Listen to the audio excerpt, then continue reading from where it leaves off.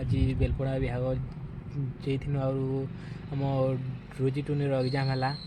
तो से आम ए शिशु मंदिर के मुई और मोर भाई गरी आईसु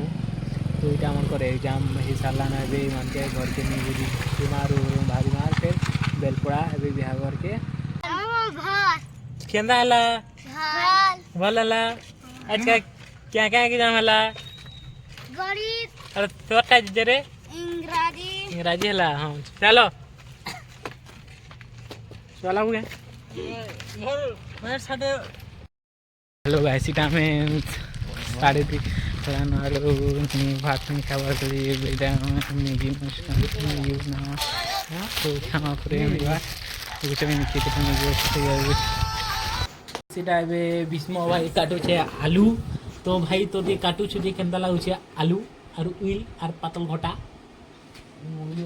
केनता लागु छे काटू छु जे क मस्त लागु छे मैगी खावा मैगी बनावाले आलू उइल काटू छे और से जे और वो डेडा खटल के पलाला न तो हेलो गाइस इटा मैगी बने करी एबे मैगी खेई भी सामन वीडियो नहीं बनानी शुरू करने मैगी और भुजा करी बैग में करी हेनो और इटा रोजी टने माने ले देछम एटा एबे फिल्म